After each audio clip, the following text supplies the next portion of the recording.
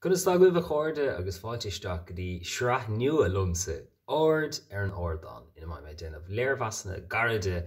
físí drámaíochta atá feice gom agus a haíonn nó nar halumm.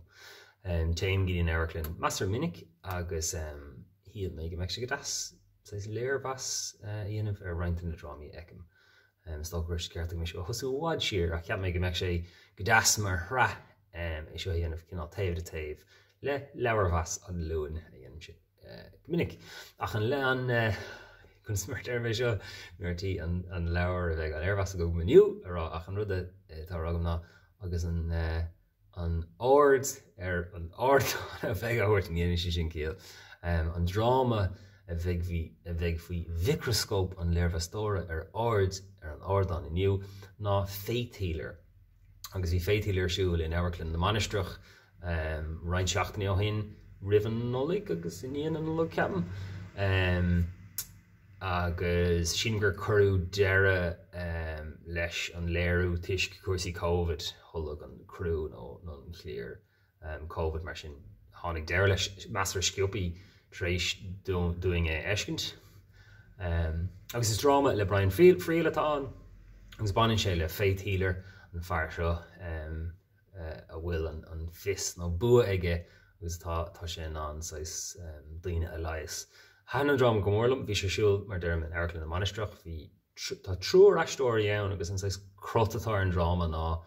níon siad monologa scarthána chéad a Frank agus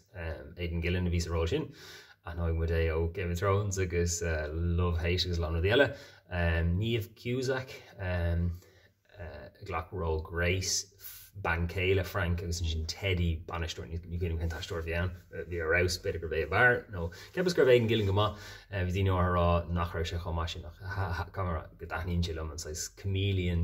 athraíonn si á chanan go chéile agus dúir sé go maith an rá seo. Cad atá gceist le Faithhealer, well, tá duine seo Frank, bíonn sé taistil timpeall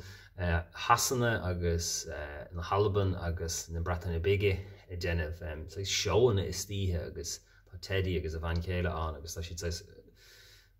leiríonn siad a líon tá ceol ré agus déanann sé íocht daoine a leias agus uaireanta oibríonn sé uaireanta níobríonn sé agus caitheann na daoine creidúnta an agus fighter scéal na daoine seo trí bhunalóga ní leon idir fléidir na haistóirí.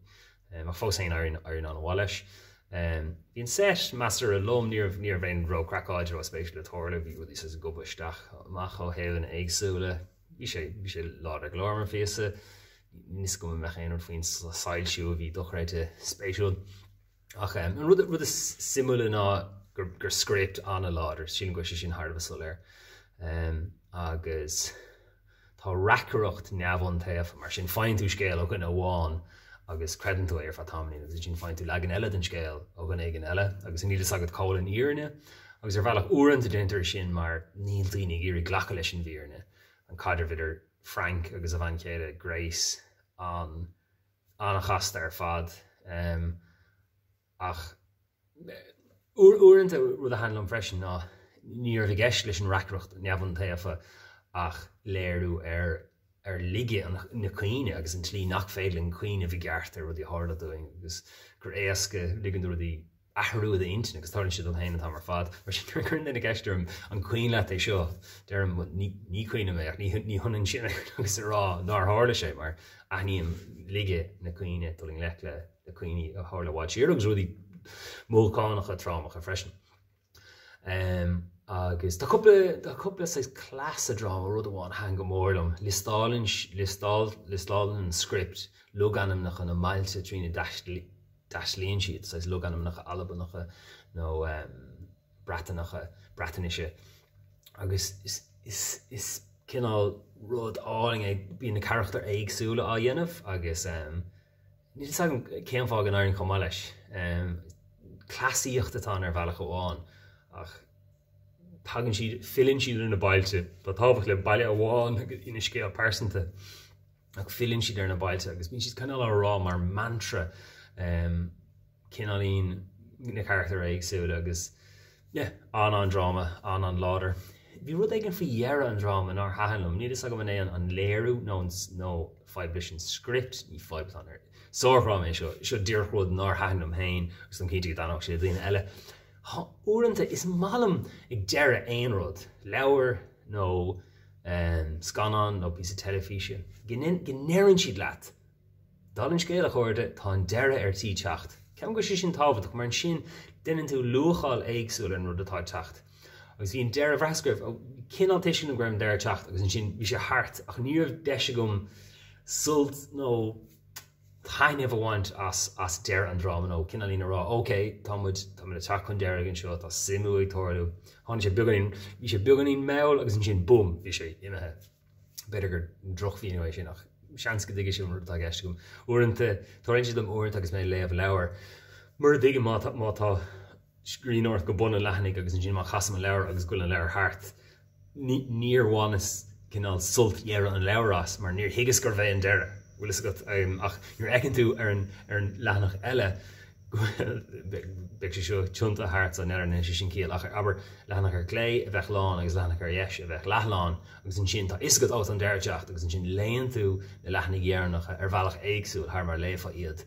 da jo derre hoget gan chunne agus tá bí began in sin gest ach cadile tal rá fin léirú hí sé siúl in Amharclann Mainistreach bhí sé siúil an lua líon cuaig tránán an ó rud mar sin le mé sé hart riamh na sríanta COVID a dag raibh gachrad dúna go hochtrad bhí seafáda ar fad agus bhí an rud ag teacht le rialach an réaltas mar sin bhí gachtain na cabh measc ach bhí gachtain brútaisteach chun tosaigh cé go raibh lack capacity i gceist. So sin is féidir teacht le rialach an réaltas spirit nó bhrí na réalach ach tá mar sin amach ar fad stocha agus céad sláán lo